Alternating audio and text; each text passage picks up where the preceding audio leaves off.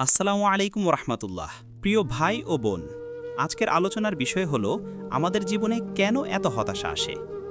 মানুষের জীবনে সুখ আছে, দুঃখও আছে। কখনো আনন্দে ভরে যায় মন, আবার কখনো ভেঙে পড়ে আশা। কিন্তু প্রশ্ন হলো, কেন আমাদের জীবনে এত হতাশা আসে? কেন আমরা বারবার ভেতর থেকে ভেঙে যাই?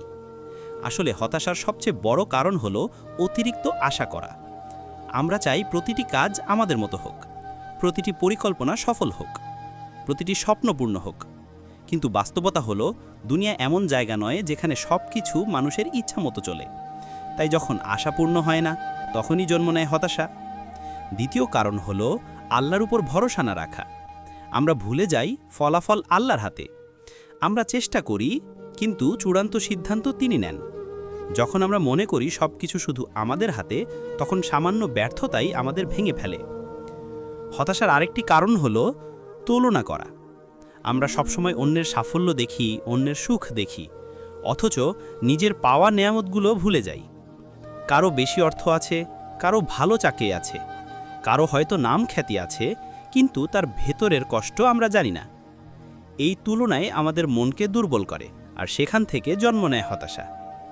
প্রিয় দর্শক, হতাশা আসলে মানুষের মনকে ধ্বংস করে দেয়। দুনিয়ার প্রতিটি মানুষই সমস্যার মধ্যে আছে। ধনী মানুষের সমস্যা একরকম, গরিব মানুষের সমস্যা আরেক রকম। কেউ পরিবার নিয়ে কষ্টে, কেউ আবার চাকরি, ব্যবসা বা স্বাস্থ্যের দুশ্চিন্তায়। কিন্তু একটা জিনিস মনে রাখো, সমস্যাহীন মানুষ পৃথিবীতে নেই। তবুও ইসলাম আমাদের শিখিয়েছে হতাশ না হতে। আল্লাহ তাআলা কোরআনে বলেছেন, আর তোমরা আল্লাহর রহমত থেকে নিরাশ হইও না। নিশ্চয়ই আল্লাহর রহমত থেকে কেবল কাফিররাই নিরাশ হয়। সূরা ইউসুফ ৮৭ নম্বর আয়াত। দেখো, এই আয়াত আমাদের বলে দিচ্ছে, যত বড় বিপদেই পড়ি না কেন, হতাশ হওয়া যাবে না। বরং আল্লাহর রহমতের উপর আশা রাখতে হবে, কারণ তার কাছে কিছুই অসম্ভব নয়।